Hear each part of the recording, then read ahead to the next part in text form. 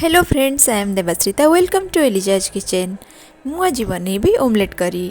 ताहले चलंतु स्टार्ट करिबा। ओमलेट बनैबा पई प्रथमे मु गोटे मिक्सिंग बाउल रे 4टी अंडा नै नउछि।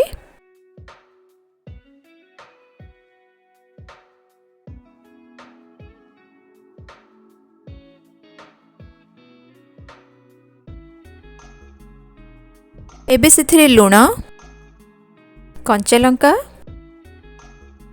धनिया पत्र, हाफ टी स्पून हळदी गुंड,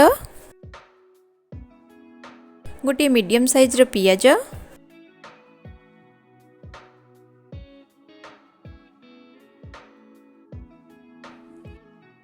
गोटे मीडियम साइज रो टमेटो। ए सब को मु भल भाबरे मिक्स करि नउछि। मो फोर्क सहायरे मिक्स करूछि। ओमलेट को फ्लफी बनैबा पई आमे 2 मिनिट जाय मिक्स करिबा।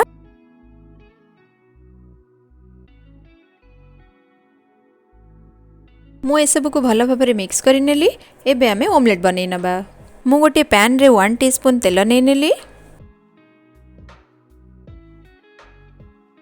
पैन रे तेल को स्प्रेड कर नउछि। एबे आमे अंडार मिक्सचर को अल्प अल्प करी पैन रे पकेबा। आमे 4टी अंडार मिक्सचर रु 2टी ओमलेट बनैबा।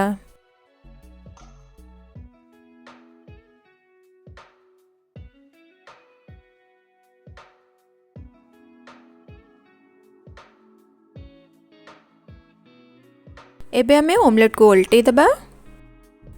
ओमलेट रो दुई पट साइड को आमे भल भाबरे कुक करिबा। ध्यान रखिबे जेमिति ओमलेट पोड़ी न जाए। लो फ्लेम रे कुक करिबा।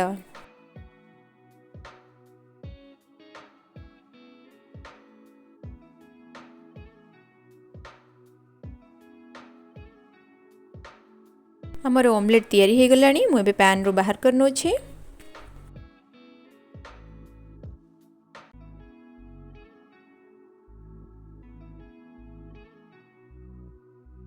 एबे मु सेम प्रोसेस रे आ गोटे ओमलेट बनै नउछि।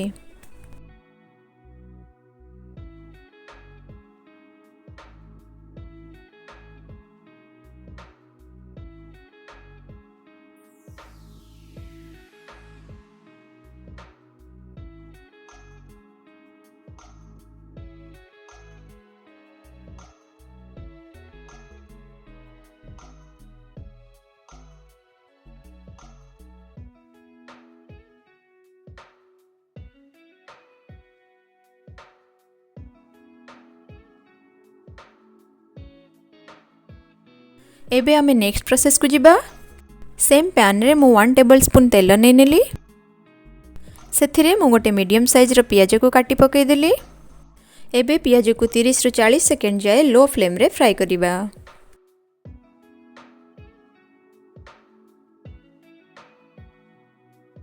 एबे सेथिरे लूण, हळदी गुंड,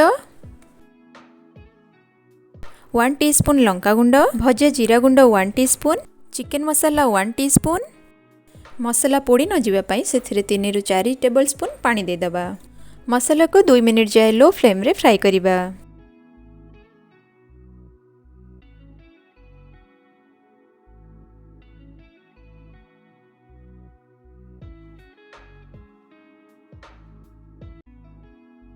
एबे सेथिरे 1 table spoon ginger garlic paste add करि नबा। 20 रु 30 सेकंड्स जाय फ्राई करिबा। एबे सेथिरे ग्रेवी पई 1.5 कप पानी ऐड करि नबा।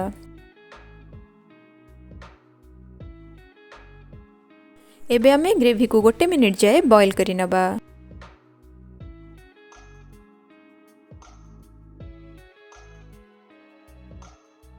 एबे आमे ग्रेवी रे ओमलेट को पकै दबा। मु एमिति ओमलेट को हाथ रे छोट छोट पीस करि नै छी।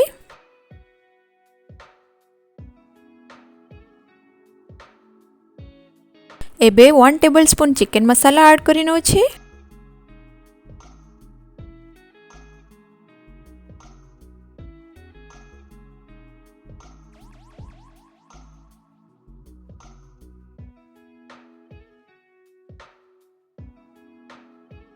किछि धनिया पत्र ऐड करि नबा।